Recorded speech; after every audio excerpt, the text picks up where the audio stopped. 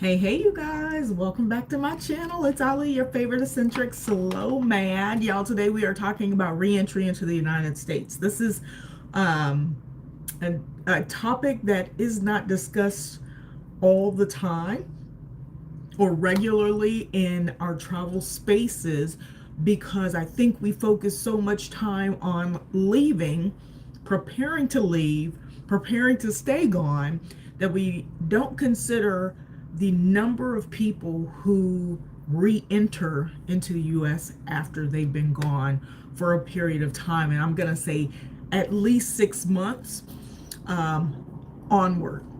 So let's talk about it. This is not a question that I get a lot because, again, my consultations, my clients, most are either just traveling, wanting to explore. So the time that they're gone is usually a couple of weeks to 3 weeks at most. So they haven't been gone long enough, or we're so focused on the steps to be prepared to actually engage in and be fully immersed once they move abroad, without the thought of, oh, for whatever reason you're going to have to come back. So let's dig into that. If you are new to my channel, welcome. My channel is all things travel. I talk about my experience. I've been gone for abroad for 6 years. I have explored 51 countries. I have lived in a number of them for minimum 3 months, depending on the visa, 6 months, or in certain areas for a year at a time even. I cover things about just regular daily living, what that's actually like, to visas, to social engagement, to their emotional health that comes with this is kind of what we're gonna, a little bit of what we're gonna be talking about today, to the processes needed to start your journey, maintain your journey, sustain your journey, so to speak, and everything in between there. I talk about all those things. So if this interests you, please click the notification bell, click the subscribe button, and leave me a comment. Let's talk about it. So let me do a little checking on my site, make sure everything is good and volume is up and you guys can hear me okay. And we're gonna get rocking and rolling because I wanna kind of dig into why this needs to be a topic of conversation. I just actually saw this posted in one of my groups, and it was a conversation also that I recently had with someone else, about who is looking at actively working to relocate, and is spending time outside of the US, and what it's like every time they go back, and how every time they go back they're ready to leave again. And so it just seemed like, this might be an important topic to talk about, because in everything that I do, it's really about preparation, and that can be, again, preparation with leaving, but also preparing yourself if you need to return and what that looks like. And sometimes some of these conversations, the topics, the bits of information, the reality of it it's not always glossed over. It's not always something easy to talk about. It's not always something that's received well, quite frankly. But that doesn't mean that isn't something that we need to engage in, that we need to shy away from and not speak about. And then also, welcome back to my people who follow me and have been waiting for me to jump back on and get into coming and seeing you guys on a regular basis. So thank you guys for continuing to support me on my journey, as I continue to live and explore, so on and so forth. So if you're on, please let me know throughout the call if you can hear me okay, and let's just jump right into it. So one of the things that comes up is sometimes the unexpected need to return back to the US.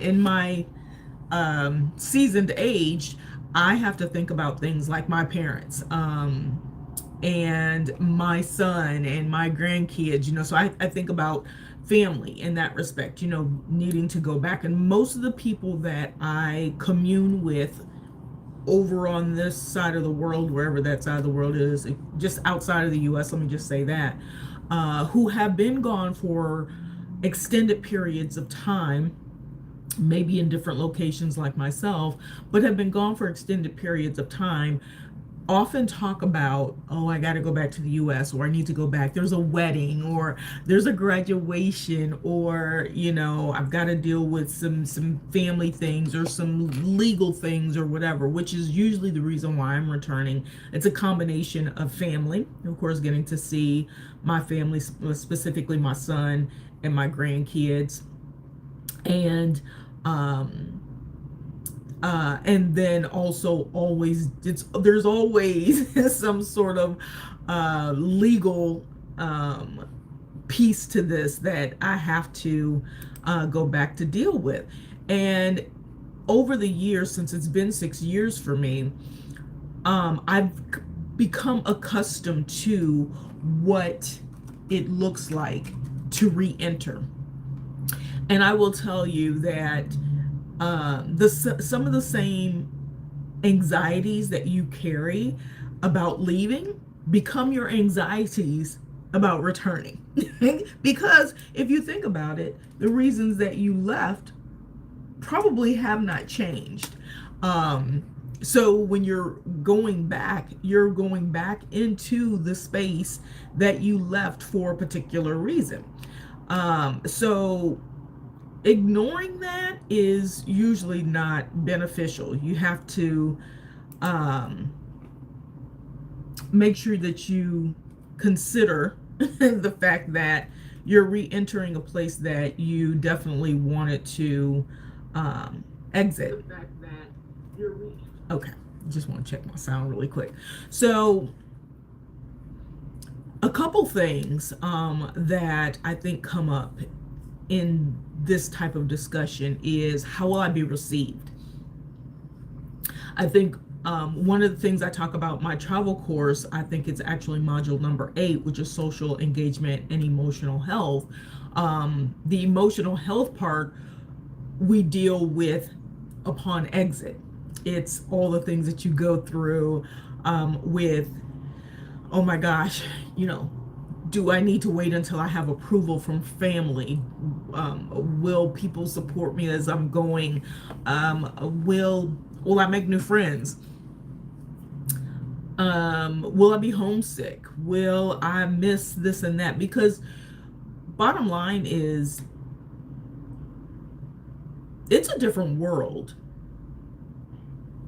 culturally and maybe systematically, use the proper word, systematically, in other places.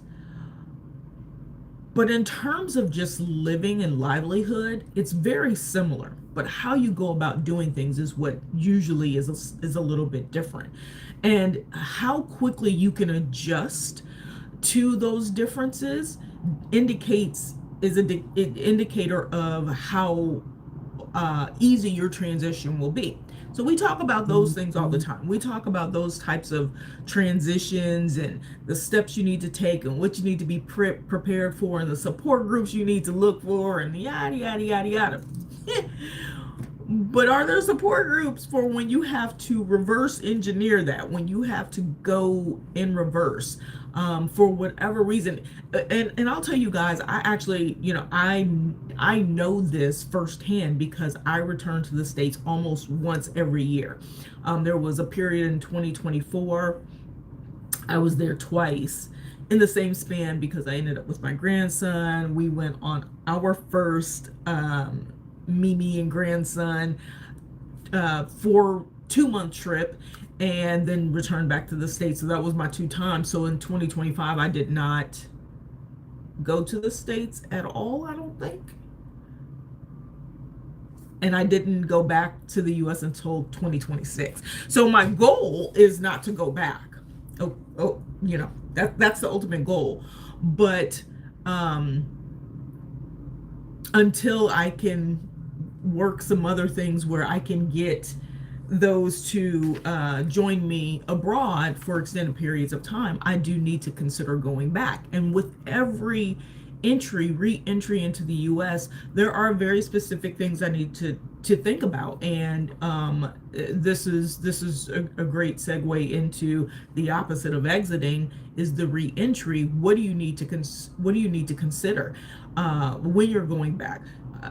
One of the things that in the beginning of my travels, that I tried to always, push to not the forefront, but the background, was the politics, the news, all this stuff. I don't want to hear that. This is the reason I left. But at the end of the day, you guys, we have to be informed. You kind of got to know what's happening, so you know the impact that it's going to have on you when you're trying to return. You also need to understand that, so that you understand routes, cost, timing, especially if there's something specific that you are going back for.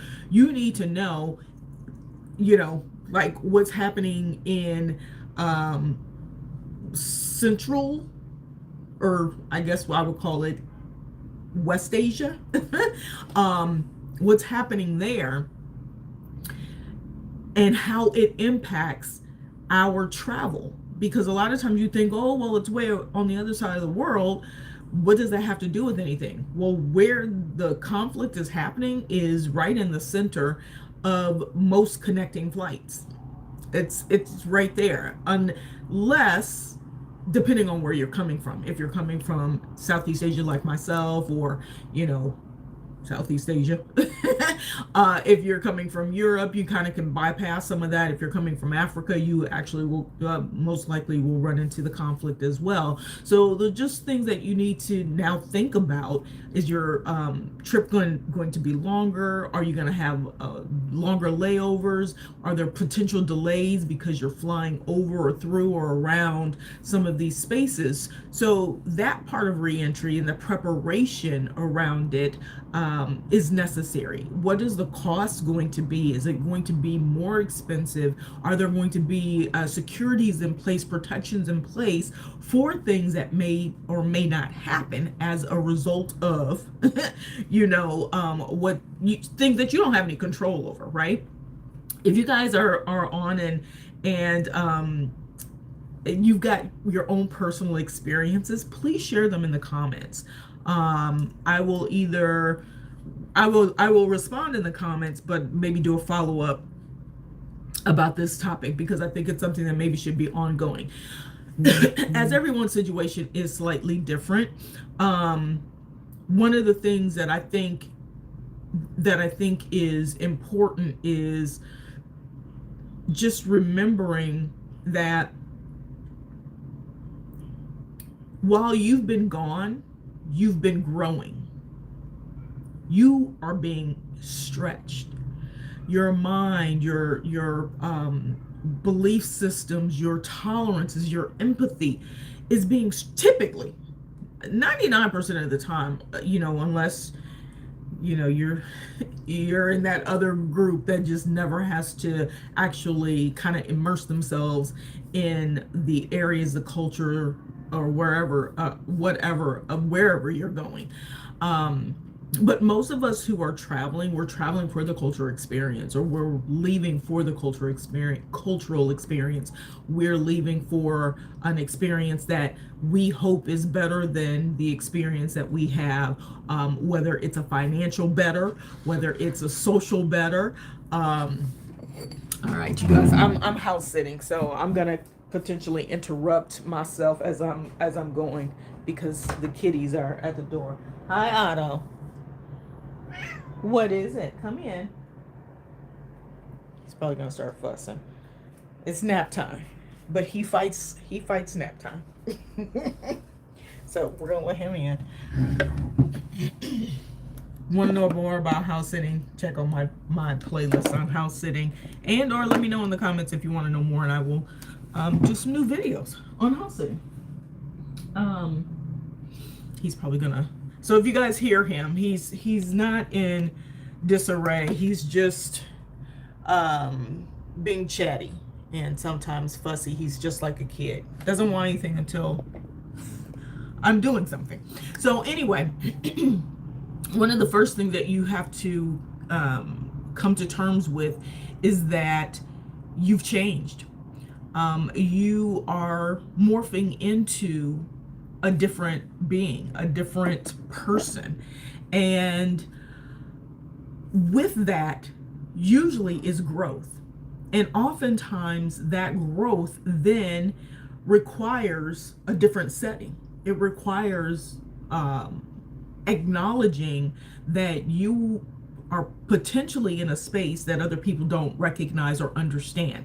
And very similarly, you're in a space now where the things that are important to the people that you left behind may not be as important to you anymore. Like, for instance, we talk about our high school friends or our, it's usually high school friends. We talk about that all the time. But oftentimes, we don't really think about why we outgrow our high school friends. A lot of times people get upset, oh my, someone I used to hang out with or whatever doesn't really talk to me or socialize with me anymore. And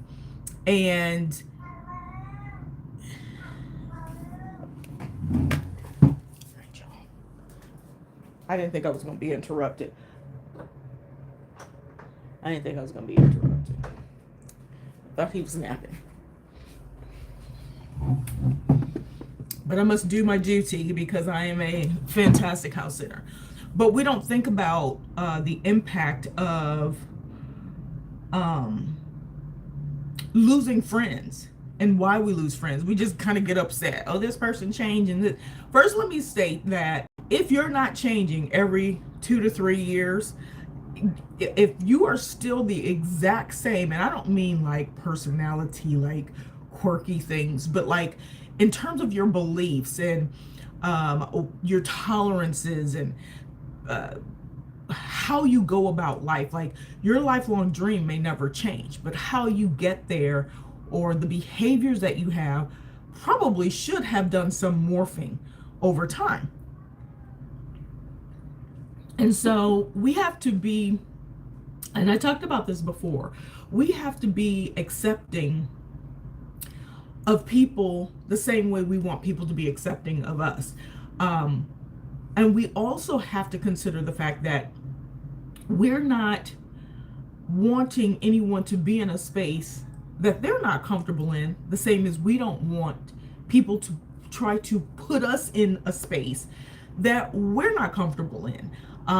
We leave for different reasons. Oftentimes it's all kind of wrapped around the same thing. We want something different. We want something better. We want peace. We want to feel at ease. I will tell you, being abroad, as a over 50 in the gap year, so I'm not retired mid-age as far as the US is concerned. I'm retirement age as far as other countries are concerned. I am solo. I am a black female, black woman. I like to say woman instead of female. And I'm doing this kind of a little bit different way than some others. I am not here on or traveling, moving around the world on a work visa or working for a particular company. I am self-employed at this point. And so just slight differences. But the reason I left, it's not always based on cost. Better is not always, it's so much cheaper, because I know a lot of people talk about those kinds of things. And so there's this expectation, even when you go home, where people are looking for you to tell them, okay, so what was so much better? And sometimes I get the neck wiggle with it too. Sometimes it sounds condescending, oftentimes, and sometimes it almost sounds like there's a disinterest or a lack of trust or belief in what you're going to say. And so those are some of the things that you contend with. It's almost like you've got to convince people that your decision was a good decision for you, right? And so typically in the beginning, what happens is people are like, oh, so are you here for good? Are you sitting down now? That was one that I got all the time was, oh, okay, so are you gonna sit down now? Or as a single person, oh, I would ask you out to dinner if you were gonna stay for a while. Glad I'm not staying. Please don't do me no favors. I am not even gonna try to be politically correct on these videos anymore, I don't think. Because sometimes you just got to keep it real.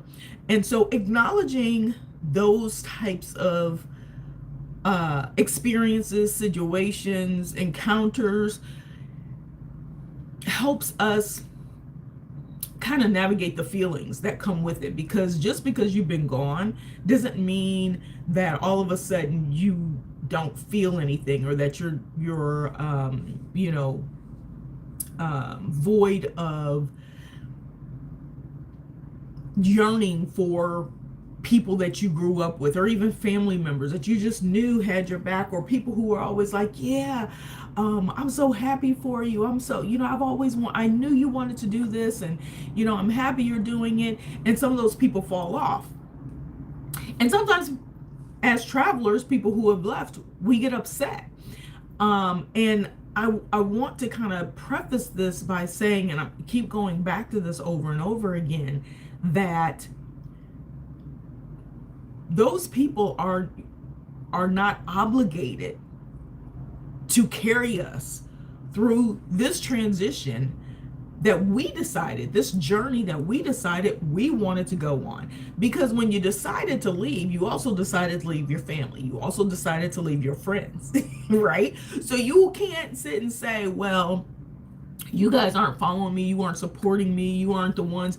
No, there are 7 billion, probably 8 billion people in the world. Okay, well, let's just say 7 billion.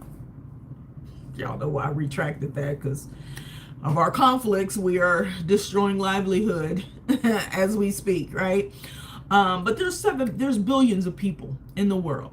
And what that means is there's an opportunity to connect with so many other people, and people who may be more aligned with the movement that you're making, in the process of making, or considering making.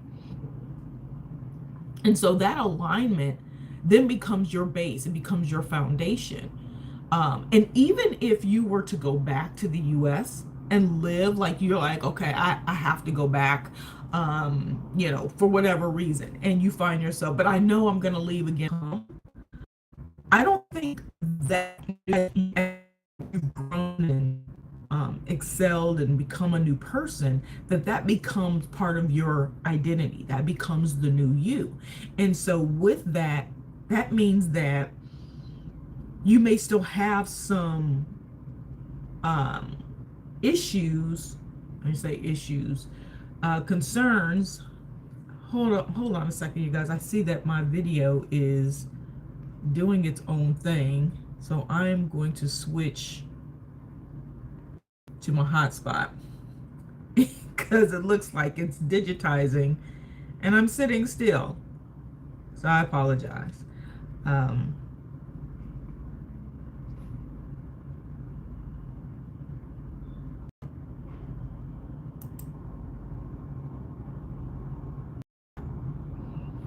Let me see if I can't get on a more secure,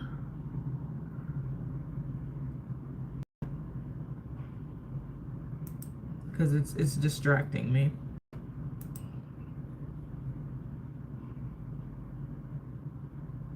It's a little technical difficulty, because on my phone, which I'm recording on, looks great, but when I'm looking at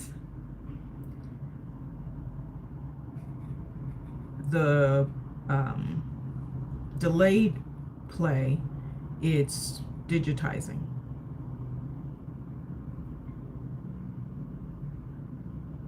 Okay, let's see if that's going to be better. See if it catches up here.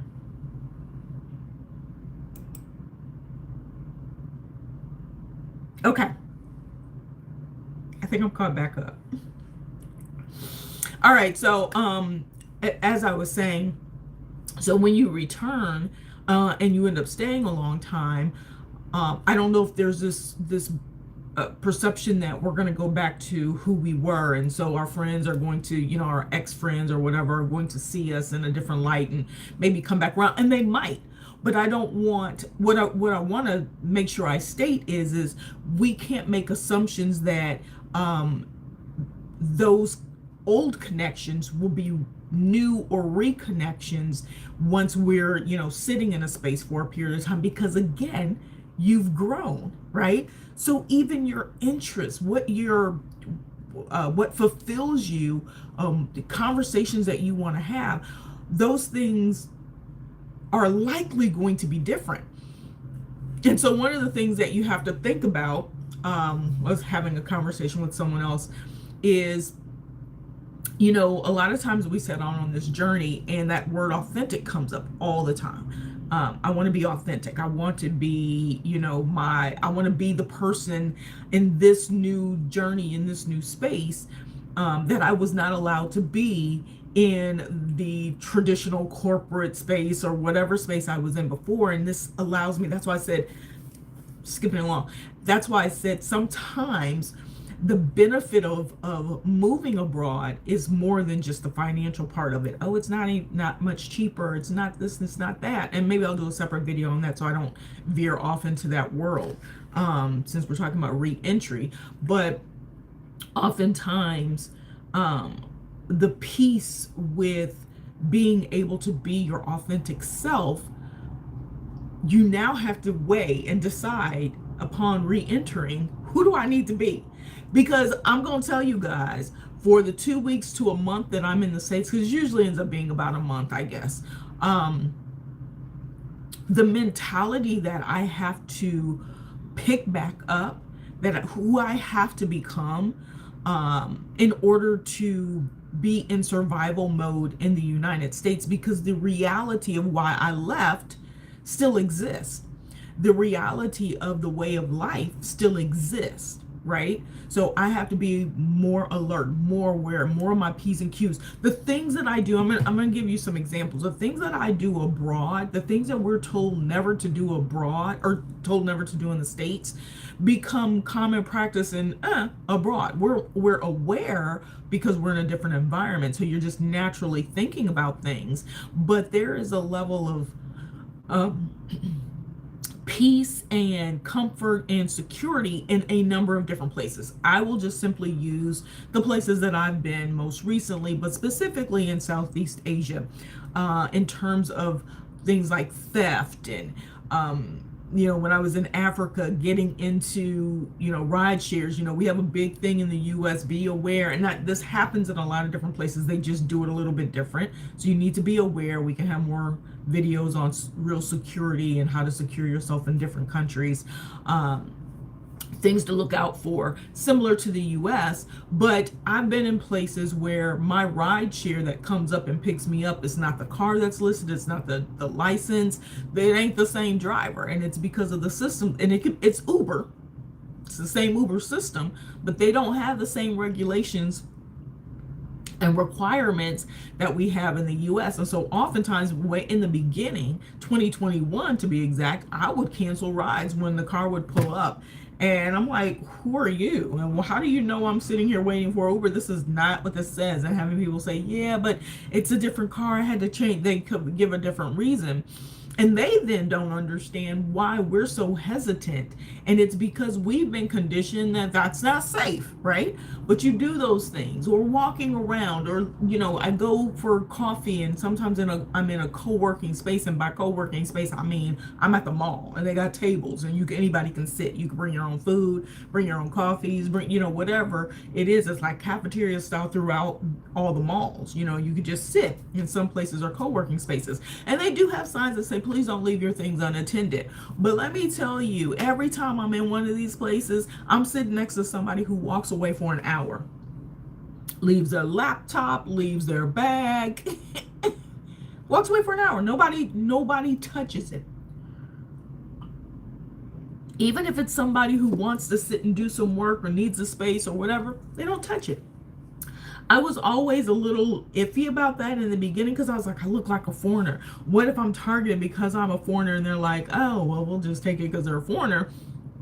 That's that mentality. Of course, always having in the back of your mind to you know, think safety, and things like that, because you don't want to have situations pop up and then you're like, oh, this happened, and somebody's like, well, why'd you do that, right? Because in the US, that's what we say is, well, why'd you do that? We don't do that here.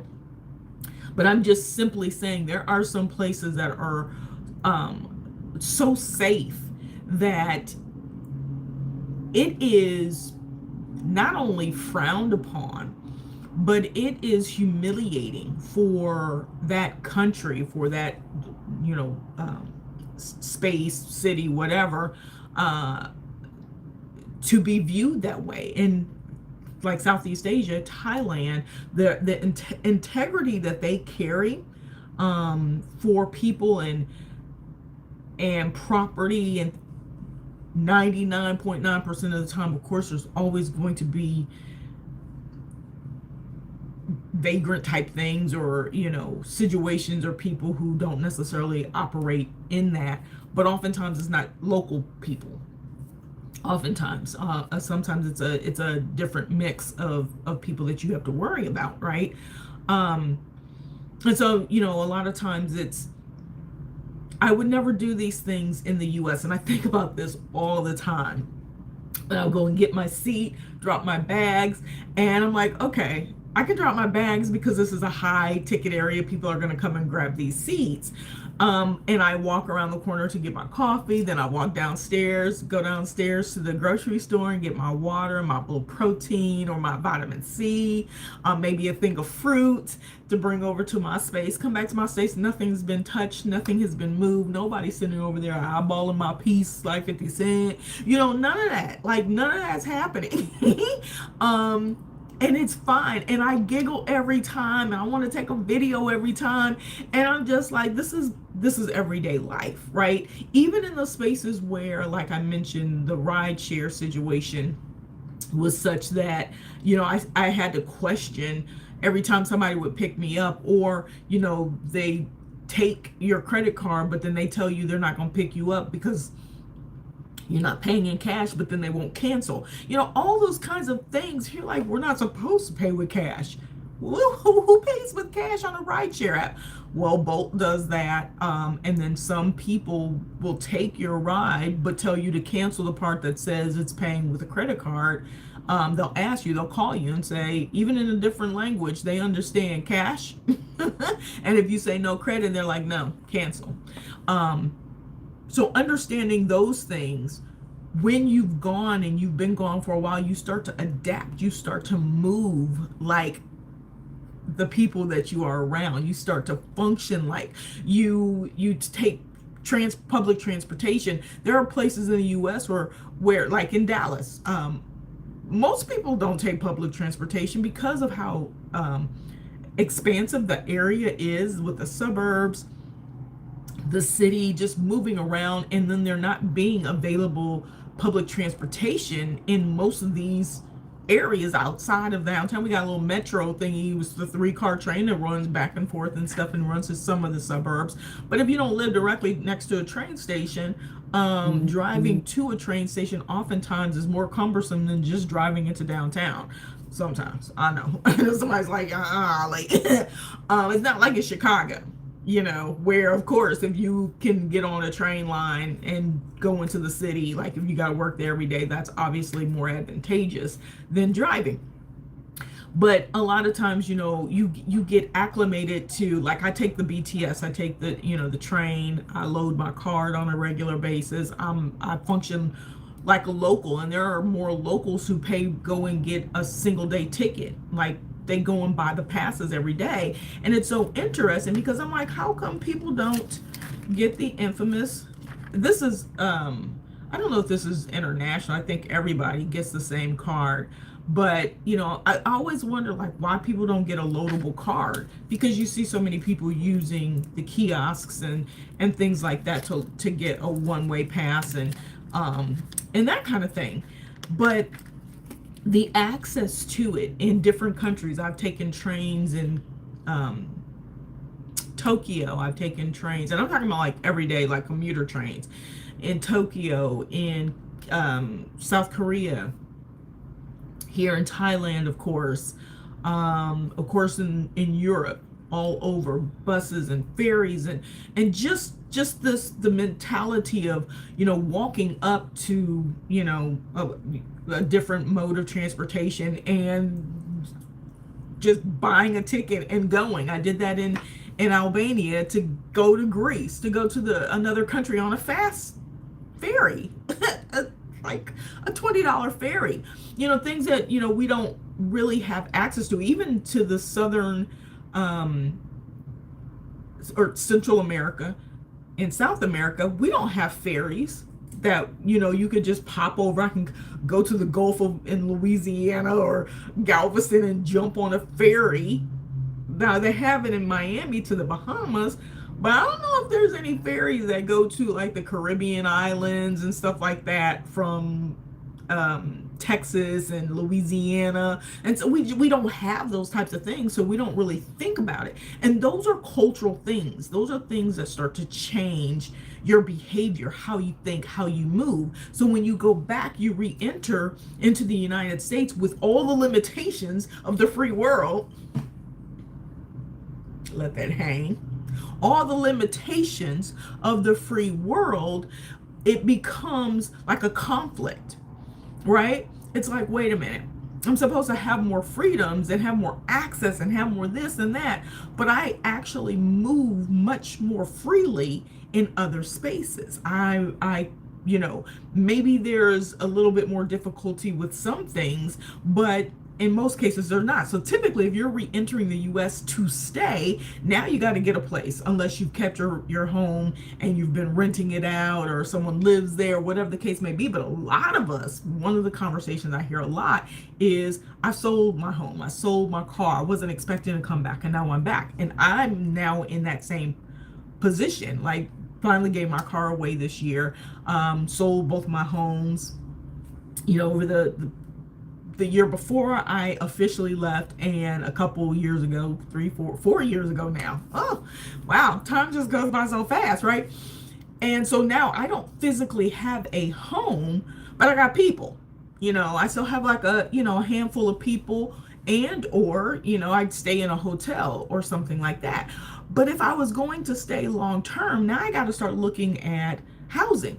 Well, if I'm an entrepreneur, there are things in the United States that are enforced primarily in the United States. Some other countries like South Africa has a similar system, but most places around the world don't do this credit thing.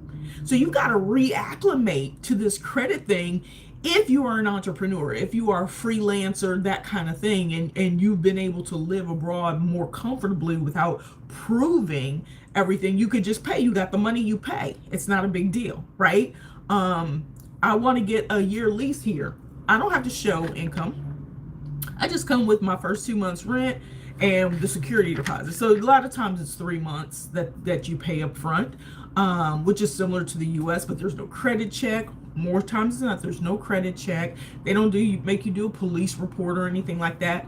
And again, I'm speaking of Southeast Asia, but I found it similar in Europe, similar in Africa. Like, I didn't have to do anything except say I was going to pay. And they didn't want it in advance.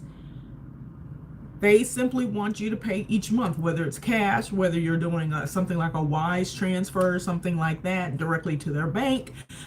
But all of this credit stuff doesn't exist. And you literally come and you move and you do your thing, which makes moving abroad oftentimes easier than going back to the States and trying to find something and proving why, you know, you can pay the bills and you've got the income, and justifying why it seems like you haven't worked in the time that you've been gone, because that's a penalty in the US, right? Even if you can support yourself, it's still a penalty, right? And so we have a lot of these things that we have to reacclimate ourselves to. We have to come back into, oh yeah, that's right.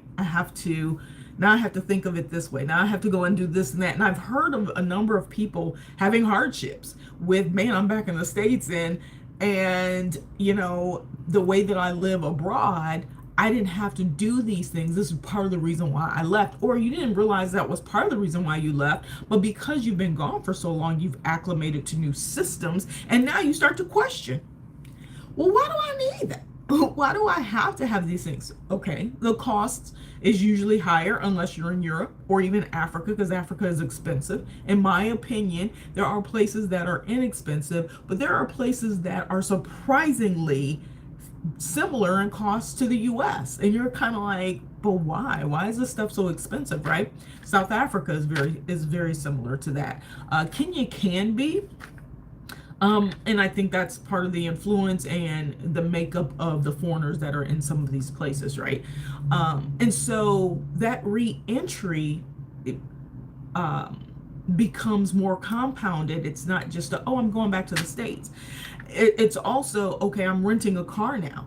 Car rental, part of the reason I kept my car for so long was every time I went back for like a month, that month would cost me over $1,000, $1,200 to rent a car for a month in the US. And I was like, my car has been paid off. I've had it for, I don't even know, 10 years.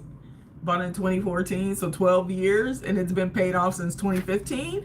So, to go and buy another car, not buy, or, get a car note, those kinds of things, it's like, oh my God, putting yourself back into the system. So those things, when you don't think about it, when you're not preparing yourself, those things can actually have similar anxiety impact or effects as when you're getting ready to leave and you're like, okay, I won't have a car, how am I gonna get around, how am I gonna make phone calls, if you cancel all your phone lines and stuff in the US, like starting all over, and you've been gone for a while, and I'll say it again, if the reason you left was for a different level of peace, a different experience, different environment, different energy, when you go back, that stuff starts to like pile on, and it could cause a depressive state. I mean, to be real,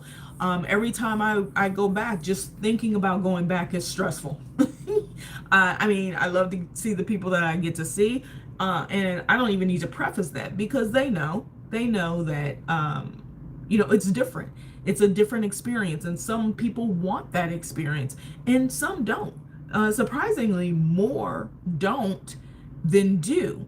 But as the years progress, you'll start to see more people asking, hey, how do I do the same thing? Hey, you it looks like the life that you're living, I'm following you.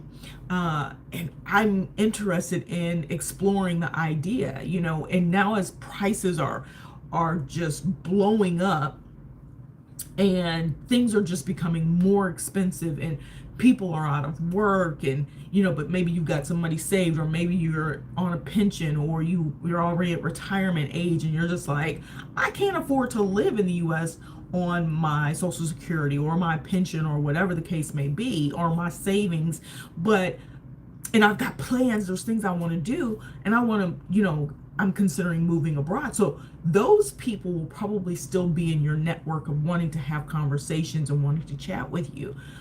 But don't be surprised if you lose a lot of people. Not like they're not going to speak to you ever again. Although I've heard people say, like, I don't have any communication with certain people anymore. And I know I've lost communication with a lot of people who started on this journey with me. A lot of people, a lot of family members. I'm sure they still watch what I'm doing, whether it's this channel or my social media. They probably still watch, but the interest in engaging has depleted, because honestly, we have nothing in common. I don't know what the name of the song or how it goes, except that part, right? And it's not a negative thing per se. It's the reality of continuing to live your life, right? So you can be in a space and be dying inside, or leave and go to a new place and start to live again. But living again may also just mean that it's not going to look the same. And so just preparing for the nuances that you're likely going to experience. Even if when you go back to the US, you're happy, you're like, okay, I get to drive my car. Because I will say that when I would go back and I would be sitting in my car, that was probably the most elated part of being back in the States, is the freedom of movement to drive anywhere. You know, like the United States is one country with 50 states, which function like 50 separate countries, but borders were open. So we had like the borderless thing. Dude, you can go and live anywhere. Like I could literally go and rent an apartment in another state, and the only adaptation would be me understanding the rules of that state, you know, which is like being in another country, but it's all still under one conglomerate, right? And so it was easy to move around. And so I would literally say that that's probably the one thing that was very easy. And just moving to different, you know, you're going to stores, and you know where this and that is, but those are things that you easily acclimate to when you travel, when you're abroad. It's so easy to move around, in my opinion. One of the things that I'll add to the list of things that I don't look forward to when I go back to the States is I become immobile, you know, because you depend on a vehicle. I don't live in a major city, and so I'm in an area where I have to have a vehicle, or using rideshare. And rideshare there is 100%, not 50, not 30, not 20, a 100%. Actually, it's probably 300% more expensive than it is here. I can get a grab bike. Let's say I wouldn't do probably 7 kilometers, but let's say a 5-kilometer ride, you know, which is a couple miles on, or even, yeah, I'd probably do 10 kilometers on a bike, depending on the time of day. It's about 5 miles, on a bike. And that would be like $3 here, literally. And it probably even wouldn't even be that. It'd probably be about 60 baht, which is about $2. Similarly in Vietnam, the price is so cheap, and even cars aren't that expensive, maybe $6. I can, you know, get a Uber, a Grab, which is their main ride share in Bangkok, from either of the airports, which where I am is literally the center point of both airports, about 27 kilometers to the airport. And I'll pay less than, depending on the time of day. Rush hour is going to be more expensive because it's going to take longer. So they charge you, because like they could have had 3 or 4 rides, but because it's going to take an hour and a half to get 27 kilometers, you're going to pay a little bit more. You're going to pay a premium, but that premium will be like 400 baht. 400 baht is $12. And you've been in the car for 2 hours. United States, oh no, that's $100. That's $100. So those types of things, like reacclimating yourself to, I'm familiar with home, but I prefer the way kind of livelihood is scripted somewhere else, right? So understanding that those are the things that you're walking back into. And this is really for the people who have been gone for a number of months to years, a year, 2 years, 3 years, 4 years, 10 years, and you go back into the US and it feels different. It's every reason you left starts to kind of shroud over you like this dark cloud, and the weight starts to weigh in. And like I was saying, for people who even go back to the States and you know, they're happy to be home, you know, maybe those are people who typically have like a connection with someone there, and or they're there for their parents, or a job or something like that. And so they're happier that they're home because, they're reacclimating into that lifestyle, or they really had a miserable time. abroad. But typically when something like that happens, they're not necessarily gone for 10 or 15 years unless they were forced and they're in some contract. I mean, there's like different reasons things can happen. So I'm just kind of laying out some things, because usually there's someone who says, yeah, but, you know, I could have, or this could have happened, or, you know, I had this happen. And, you know, so there's always going to be exceptions to the rule. But 9 times out of 10, being prepared with the idea that it may not be peaches and roses and ice cream when you get back, just being prepared with the ideal that the same anxieties you had upon leaving might likely be the anxieties that you have upon returning. You know how like y'all, you go on a trip and you have to go back, and you know, you see people post these videos like, you know, they're really sad, or they're like in these spaces of, oh, do I have to go back? And you know, that usually hits you in the beginning. You acclimate to the country again, but if your heart is elsewhere because you've developed a tolerance for change elsewhere, the elation starts to wear off pretty soon. So just being prepared for those types of things, y'all, that's the truth. That's the reality of re-entering the United States, and just being prepared mentally that you most likely, now more than ever, can't walk into the U.S. and be non-political. I mean, you can. But in essence, if you are going back there to live, you need to understand what's happening, because those things are definitely going to have an impact on your livelihood, your everyday walk, your the way that you move around wherever it is that you're going to be in. If you're going back for a couple of weeks to a month and you kind of just passing through, you tolerate it, and because you know you're leaving again, right? So it might not be so bad. You know, it's like, oh yeah, I can pop in and pop out because I'm oblivious. I can, you know, put my blinders on to all the things that are happening, right?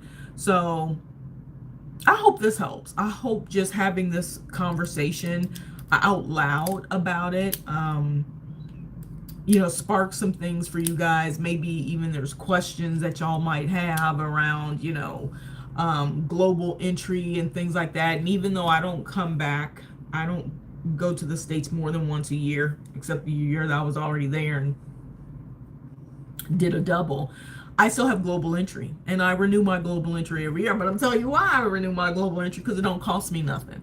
Because I have a credit card that reimburses me immediately as they see that charge come across. I use my Capital One. Y'all get Capital One. I know the Venture. I don't know if Quicksilver and the other ones do it, but Venture and Venture actually do get reimbursed immediately. So why not?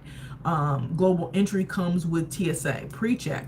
And TSA PreCheck is something that you can use anywhere in the States when you're flying around the States. Global entry is for entry back into your re-entry into the United States when you have traveled internationally.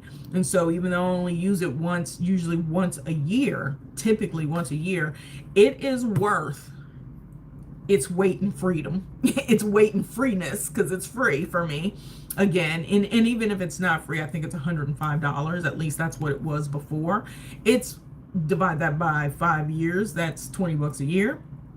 It's still worth it. It's still worth it to have if you're someone who travels at least every year out of the country. Getting that global entry is really, really critical and saves you a lot of time and a lot of stress when you're coming back into a place, because you got to take care of something, or you know, moving back home, or whatever the case, moving back to whatever home is. So just a couple little things that you might ask about or want to know about, just shoot it in the comments. I will answer to the best of my ability, and or if there's enough interest in it, or even if not, if it's a great, leads to a great topic, I'll just make a video about it. So anyway, I just wanted to come live and share that with you guys, and just kind of open up the conversations about what it's like to return. Yeah, the door of return is not always the exit door. Sometimes it's the entry door. So anyway, hopefully that was helpful. And you guys, um, feel free to check out my other playlists.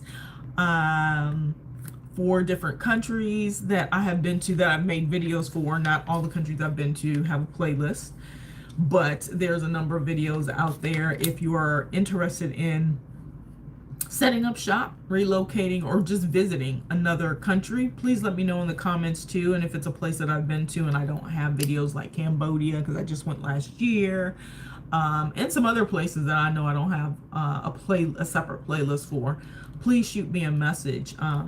I'd be more than happy to share what I know. And if you're wanting something specifically drawn out for you in your situation, then in my comments or description, I'll put the link for you to do an intake questionnaire, and then potentially a one-on-one if we are a fit with one another with what you're looking for, because I don't like to waste anyone's time nor have my time wasted. So I like to make sure that we are compatible to have these conversations before a dime is spent. So again, if there's something more specific, you've gone past, you're through all of the beginning stages and you've made a decision and you're ready to really consult on whether it's re-entry but primarily exiting, please utilize my one-on-one consultation services. Right now it's pretty inexpensive. That probably won't remain the same because I'm ramping up and doing more consultations. Not as many group discussions, but more individual consultation. So anyway, you guys, that stuff is out there. My travel course is out there as well. You can glean a lot from that. Most that information hasn't changed. I mean, it still is, and we would just be doing some add-ons to it. So please utilize some of those things out there, because those things help you prepare for the future that you want. Anyway, that's the end. That's all I got for today, you guys. So hopefully that's helpful, and I'll get at you guys the next time. You guys know the drill. Toodles and noodles. Peace and hair grease.